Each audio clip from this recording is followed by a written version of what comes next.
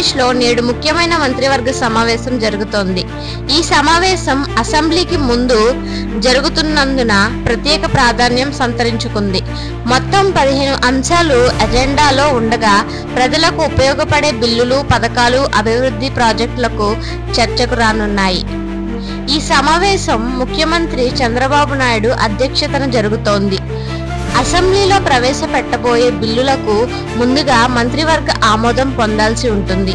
అందుకే ఈ సమావేశం కీలకం అవుతోంది. అజెండాలోని 15 అంశాలు విద్య, వైద్యం, వ్యవసాయం, మౌలిక వసతులు, పెట్టుబడులు, సంక్షేమ పథకాలు వంటి విభాగాలు సంబంధించినవి. అజెండాలో ఉన్న ప్రధాన అంశాలు ఇవి: విద్య, ప్రభుత్వ పాఠశాలల్లో డిజిటల్ క్లాస్ రూమ్స్, విద్యార్థులకు ఉచిత ల్యాప్టాప్లు. వైద్యం, ప్రభుత్వ ఆసుపత్రుల్లో కొత్త పరికరాలు, వైద్య సిబ్బంది నియామకాలు.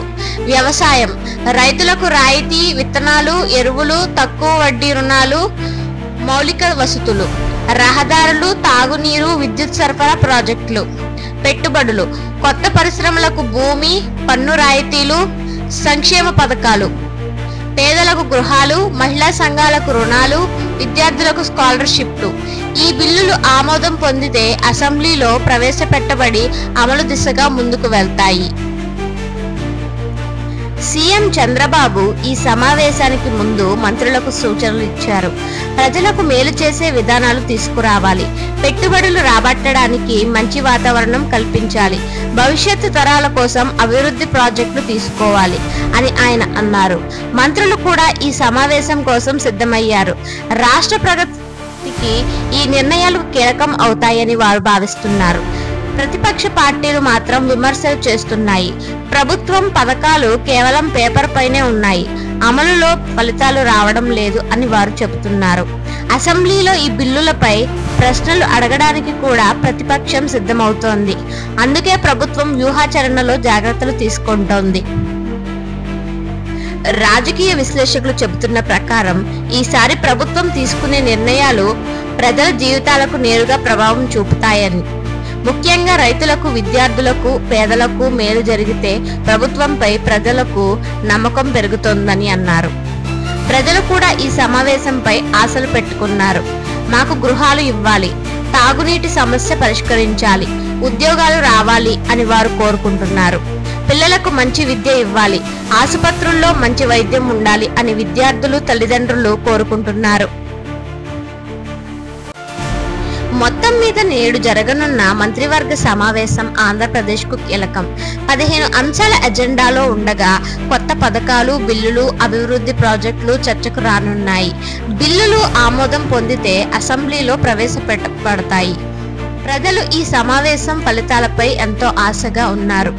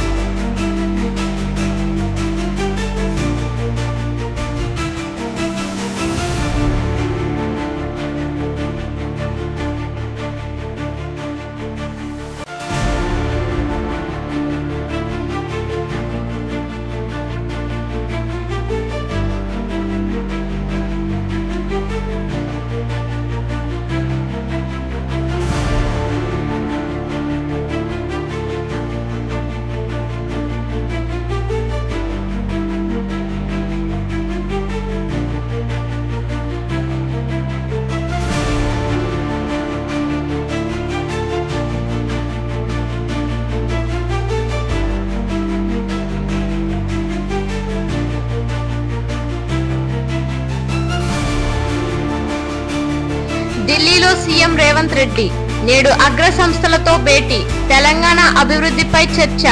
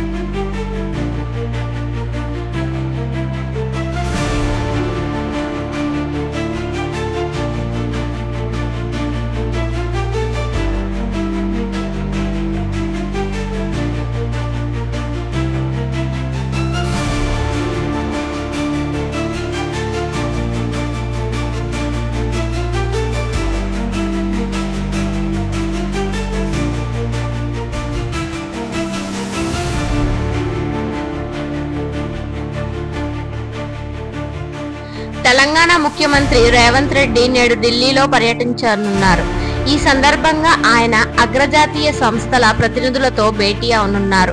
రాష్ట్ర అభివృద్ధి, పెట్టుబడులు, కొత్త ప్రాజెక్టులు ఈ సమావేశాల్లో ప్రధాన అంశాలుగా ఉండనున్నాయి.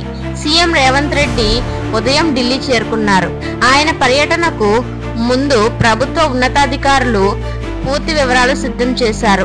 సమావేశంలో మౌలిక వసతులు, పరిశ్రమలు, విద్య, ఆరోగ్యం వంటి రంగాలకు పెట్టుబడులను ఆకర్షించే అంశాలపై చర్చ జరగనుంది.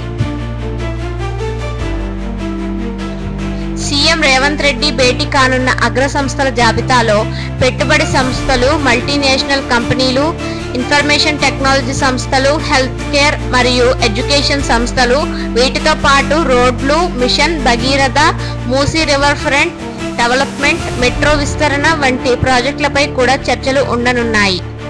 సీఎం మాట్లాడుతూ తెలంగాణను పెట్టుబడుల కేంద్రంగా మార్చాలి, కొత్త పరిశ్రమలు రావాలి, యువతకు ఉద్యోగాలు కల్పించాలని అన్నారు. ఇక మౌలిక వసతులు అభివృద్ధి, విద్య, ఆరోగ్య రంగాల్లో అంతర్జాతీయ ప్రమాణాలు, సదుపాయాలను తీసుకురావాలన్నదే ముఖ్య ఉద్దేశం. తెలంగాణ ప్రజలు కూడా ఈ పర్యటనపై ఆశలు పెట్టుకున్నారు. మన రాష్ట్రంలో కొత్త కంపెనీలు వస్తే ఉద్యోగాలు పెరుగుతాయి, జీవన ప్రమాణం మెరుగుపడుతుంది అని యువత అంటున్నారు. పెట్టుబడులు వస్తే పేదలకు కూడా ఉపయోగం అవుతుంది, విద్య, ఆరోగ్యం మెరుగుపడాలి అని సాధారణ ప్రజలు కోరుకుంటున్నారు. ప్రతిపక్ష పార్టీలు మాత్రం తమ అభిప్రాయాన్ని వ్యక్తం చేస్తున్నాయి. సీఎం పర్యటనలు జరపడం మంచి విషయం, కానీ వాటి ఫలితాలు కూడా కనిపించాలని అంటున్నారు. అంతే పెట్టుబడులు నిజంగా వస్తే రాష్ట్రానికి మేలు జరుగుతుందని వారు కూడా అంగీకరిస్తున్నారు. ఆర్థిక నిపుణులు చెబుతున్న ప్రకారం ఢిల్లీ పర్యటనలో ముఖ్యమంత్రి అగ్ర సంస్థలతో చేసే చర్చలు విజయవంతం అయితే తెలంగాణకు పెద్ద ఎత్తున పెట్టుబడులు వస్తాయి. ముఖ్యంగా Hitec City, Pharma City, green energy రంగాల్లో విస్తృత అవకాశాలు ఉన్నాయని అన్నారు. ఈ పర్యటనతో పాటు రాబోయే నెలల్లో తెలంగాణలో పెట్టుబడిదారుల సమ్మిట్ నిర్వహించాలనే ప్రణాళిక ఉంది. సీఎం రేవంత్ రెడ్డి ఈ సమావేశం ద్వారా దేశ, విదేశ పెట్టుబడిదారులను ఆకర్షించాలనుకుంటున్నారు. మొత్తం మీద ఢిల్లీలో సీఎం రేవంత్ రెడ్డి పర్యటన తెలంగాణ భవిష్యత్తుకు కీలకం అవుతోంది.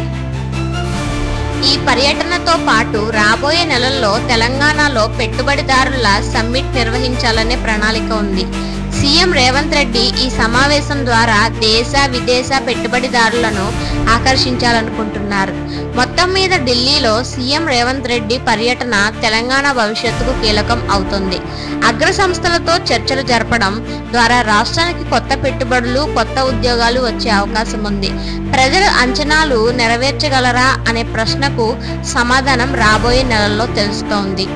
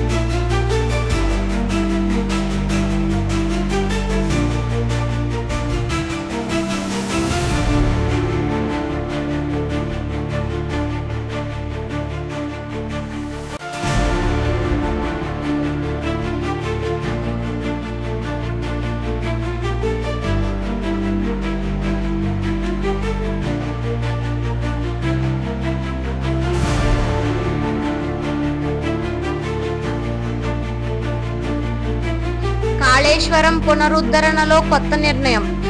ఎక్స్ప్రెషన్ ఆఫ్ ఇంట్రెస్ట్ విధానంలో ఐఐటి రూపకల్పనపై మంత్రి ఉత్తమ్ రద్దు సంతకం.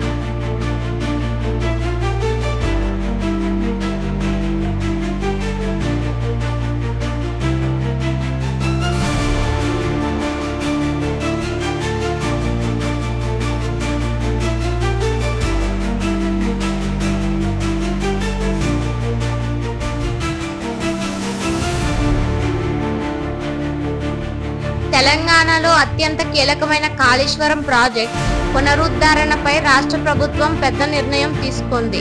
ఇంతకు ముందు ఎక్స్ప్రెషన్ ఆఫ్ ఇంట్రెస్ట్ విధానంలో ఐఐటి రూపకల్పనలను ఆమోదించాలని నిర్ణయించగా, తాజాగా మంత్రి ఉత్తమ్ కుమార్ రెడ్డి ఆ నిర్ణయాన్ని రద్దు చేస్తూ సంతకం చేశారు. కాళేశ్వరం ప్రాజెక్ట్ రాష్ట్రానికి జీవనాడి లాంటిది. కానీ డిజైన్ లోపాలు, కాంట్రాక్టర్ తప్పిదాలు కారణంగా ప్రాజెక్టుపై ప్రశ్నలు తలెత్తాయి. ఈ నేపథ్యంలో ప్రభుత్వం ప్రాజెక్టు పునరుద్ధరణకు చర్యలు చేపట్టింది. ఇంతవరకు ఎక్స్ప్రెషన్ ఆఫ్ ఇంట్రెస్ట్ విధానంలో ఐఐటి రూర్కు, ఐఐటి హైదరాబాద్ వంటి ప్రతిష్టాత్మక సంస్థల సాంకేతిక సహాయం తీసుకోవాలని నిర్ణయించారు. కానీ ఈరోజు ఆ నిర్ణయం రద్దయింది. మంత్రి ఉత్తమ్ కుమార్ రెడ్డి మాట్లాడుతూ, కాళేశ్వరం పునరుద్ధరణలో పారదర్శకత చాలా ముఖ్యం. రాష్ట్రానికి మేలు చేసే నిర్ణయమే తీసుకోవాలి.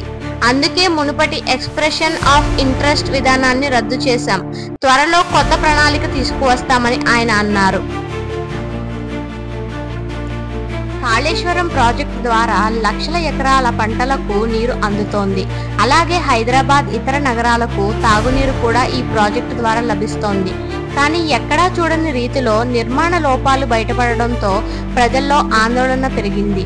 ప్రాజెక్టు భవిష్యత్తు దిశగా ప్రభుత్వం సీరియస్గా ఆలోచిస్తోంది. ప్రాజెక్టు మా జీవితానికి ప్రాణం, దీనివల్లే మా పంటలు బ్రతుకుతున్నాయి.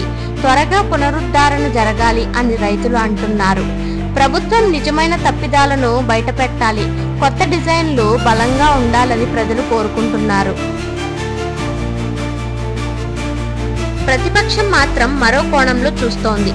ప్రాజెక్టులో జరిగిన అవినీతి బయటపెట్టకుండా కేవలం నిర్ణయాలు మార్చడమేంటి అని వారు ప్రశ్నిస్తున్నారు. ప్రాజెక్టు పునరుద్ధరణలో ఆలస్యం చేస్తే రైతులకు నష్టం జరుగుతోందని కూడా అంటున్నారు. ఇంజనీరింగ్ నిపుణులు చెబుతున్న ప్రకారం కాళేశ్వరం ప్రాజెక్ట్ దేశంలోనే అతిపెద్ద లిఫ్ట్ ఇరిగేషన్ ప్రాజెక్ట్. ఇక్కడ జరిగే తప్పిదాలు సరిచేయడం కోసం శాస్త్రీయ దృక్పథంతో ముందుకు వెళ్ళాలి. కొత్త డిజైన్లు తీసుకురావడమే సరైన మార్గం అని అంటున్నారు. ప్రభుత్వం ఇప్పుడు కొత్త టెండర్ విధానంపై ఆలోచిస్తోంది. దేశీయ, అంతర్జాతీయ నిపుణులను సంప్రదించి డిజైన్లను మళ్లీ రూపొందించాలని ప్రణాళిక. ప్రజల డిమాండ్ దృష్టిలో ఉంచుకొని త్వరలో స్పష్టమైన ప్రకటన వచ్చే అవకాశం ఉంది. మొత్తం మీద కాళేశ్వరం ప్రాజెక్టు పునరుద్ధరణ ప్రభుత్వం పెద్ద నిర్ణయం తీసుకుంది. ఎక్స్ప్రెషన్ ఆఫ్ ఇంట్రెస్ట్ విధానంలో ఐఐటి రూపకల్పన ఆమోదాన్ని రద్దు చేసింది. కొత్త విధానం పారదర్శకంగా డిజైన్లు సిద్ధం చేయాలని ప్రభుత్వం భావిస్తోంది. రాష్ట్ర ప్రజలు, ముఖ్యంగా రైతులు ఈ నిర్ణయం ఫలితాల కోసం ఎదురు చూస్తున్నారు.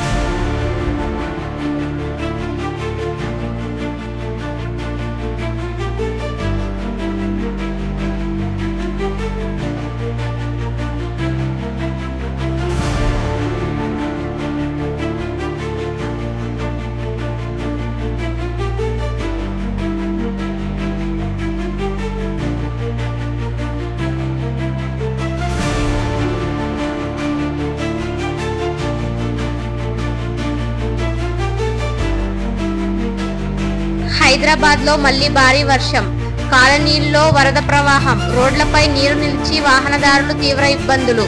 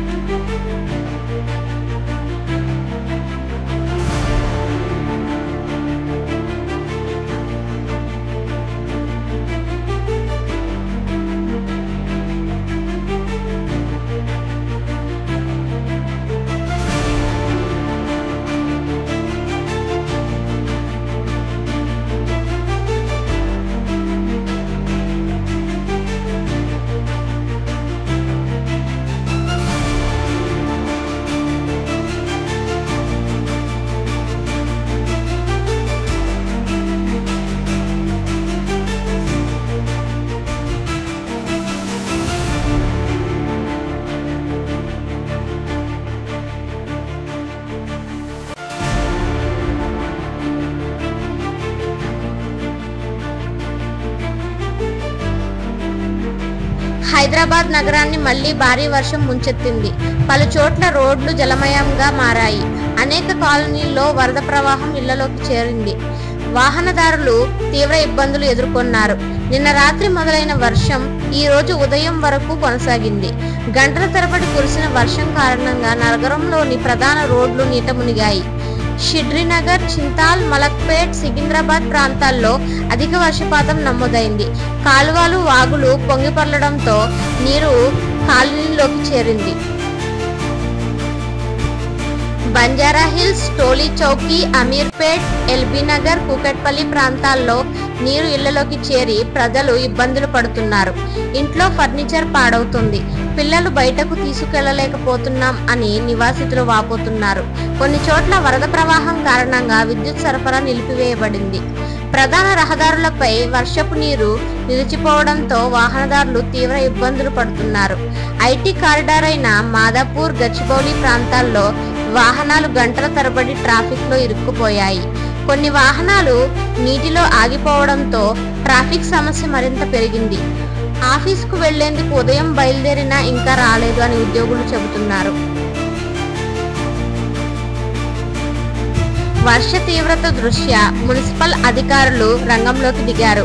డిజాస్టర్ మేనేజ్మెంట్ టీంలు పంప్ సెట్లతో నీటిని తొలగించే పనిలో నిమగ్నమయ్యారు.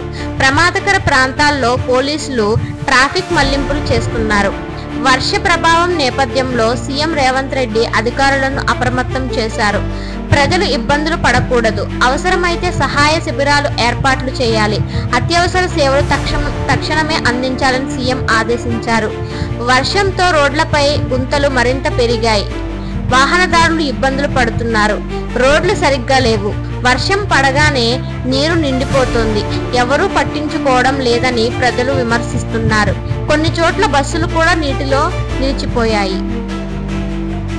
వాతావరణ నిపుణులు చెబుతున్న ప్రకారం తదుపరి 2 రోజులు హైదరాబాద్లో వర్షాలు కొనసాగే అవకాశం ఉంది. ప్రజలు జాగ్రత్తలు తీసుకోవాలి. వర్షంలో బయటకు వెళ్లకుండా ఉండడం మంచిది అని అంటున్నారు. మా ఇళ్లలోకి నీరు వస్తుంది, ఎవరు సహాయం చేయడం లేదు, చిన్నపిల్లలతో చాలా ఇబ్బందులు పడుతున్నామని ఒక కాలనీ వాసి చెబుతున్నారు.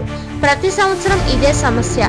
వర్షం పడితే మా రోడ్లు నదిలా మారిపోతుంది అని మరో వ్యక్తి వాపోతున్నారు. మొత్తం మీద హైదరాబాద్ లో మళ్లీ భారీ వర్షం ముంచెత్తింది. కాలనీల్లో వరద ప్రవాహం, రోడ్లపై నిలిచిన నీరు ప్రజలకు పెద్ద సమస్యగా మారింది.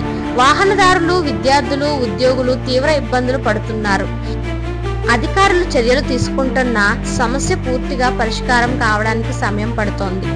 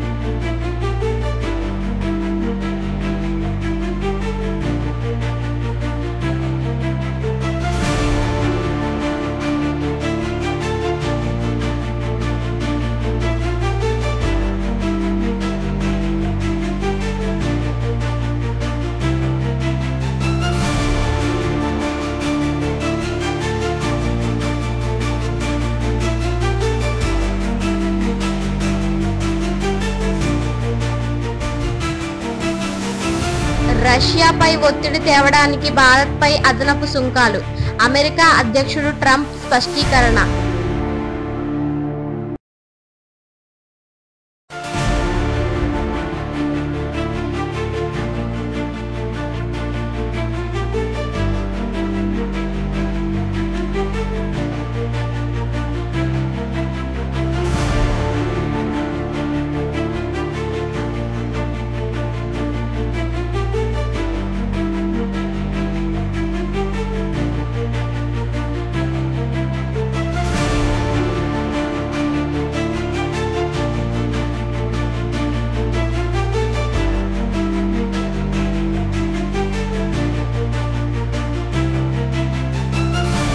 అమెరికా అధ్యక్షుడు డొనాల్డ్ ట్రంప్ కొత్తగా చేసిన వ్యాఖ్యలు అంతర్జాతీయంగా చర్చనీయాంశంగా మారాయి. భారత్పై విధించిన అదనపు సుంకాలు రష్యాపై ఒత్తిడి తీసుకురావడానికే అన్న విషయాన్ని ఆయన బహిరంగంగా ప్రకటించారు. ఇటీవల అమెరికా ప్రభుత్వం భారత్పై కొన్ని అదనపు పన్నులు, సుంకాలు విధించింది. ముఖ్యంగా ఉక్కు, అల్యూమినియం, వ్యవసాయ ఉత్పత్తులపై ఎక్కువ శాతం పన్ను వేసింది. ఈ నిర్ణయంతో భారత్ నుంచి అమెరికాకు వెళ్తున్న వస్తువులు ధరలు పెరిగే పరిస్థితి వచ్చింది. ఇది ఎందుకు చేస్తున్నారని అడిగిన ప్రశ్నలకు అధ్యక్షుడు ట్రంప్ స్వయంగా సమాధానం ఇచ్చారు. భారత్తో మా సంబంధాలు బాగానే ఉన్నాయి, కానీ రష్యా ఉక్రెయిన్ యుద్ధంలో తగ్గిపోవడంతో రష్యాపై ఒత్తిడి తేవడం కోసం ఈ ఆర్థిక చర్యలు తీసుకున్నాం అని ట్రంప్ చెప్పారు. భారత్ రష్యాతో పెద్ద ఎత్తున వ్యాపారం చేస్తోంది. అందువల్ల మేము పరోక్షంగా రష్యాపై ఒత్తిడి తెస్తున్నాం అని ఆయన వివరించారు. భారత్, అమెరికా మధ్య గత కొన్ని సంవత్సరాలుగా బలమైన సంబంధాలు కొనసాగుతున్నాయి. రక్షణ, ఐటీ, శాస్త్ర సాంకేతిక పెట్టుబడుల రంగాల్లో ఇరు దేశాలు కలిసి పనిచేస్తున్నాయి. కానీ ఈ సుంకాల నిర్ణయం ఆర్థిక సంబంధాలపై కొంత ప్రభావం చూపే అవకాశం ఉంది. అయినా కూడా అమెరికా అధ్యక్షుడు భారత్తో సంబంధాలు దెబ్బతినవని, మరింత బలపడతాయని నమ్మకం వ్యక్తం చేస్తున్నారు. భారత్ ప్రభుత్వం ఈ విషయంపై ఇంకా అధికారిక ప్రకటన చేయలేదు. అయితే వాణిజ్య మంత్రిత్వ శాఖ వర్గాలు చెబుతున్న ఏమిటంటే, అమెరికా నిర్ణయంతో తాత్కాలికంగా ఇబ్బందులు ఉన్నా దాని చర్యలు ద్వారా పరిష్కరించుకోవచ్చని అన్నారు.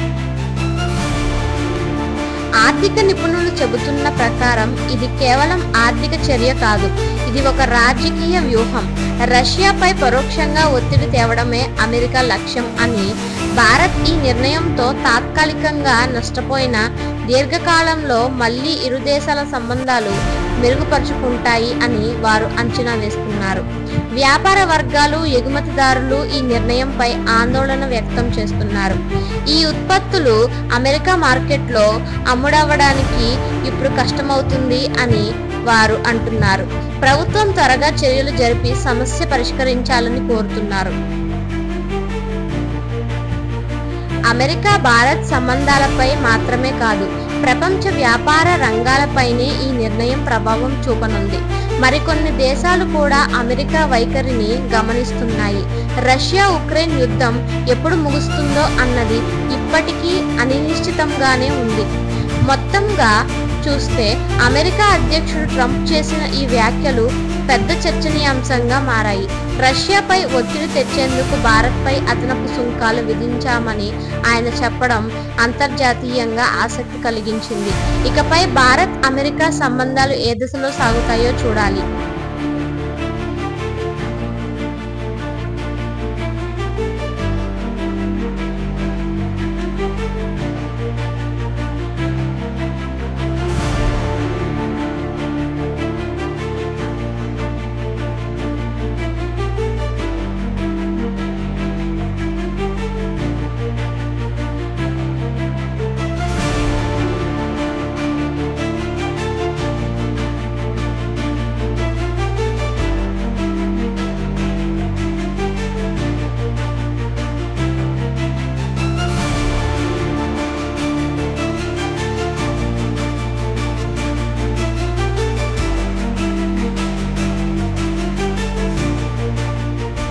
close to India. I'm very close to the Prime Minister of India. I spoke to him the other day, wished him a happy birthday. We have a very good relationship. He put out a beautiful statement too. We have, but I said, I sanctioned them. China is paying a very large tariff right now to the United States. Not when the people that I'm fighting for are buying oil from Russia. If the oil price comes down, very simply, Russia will settle. And the oil price is way down.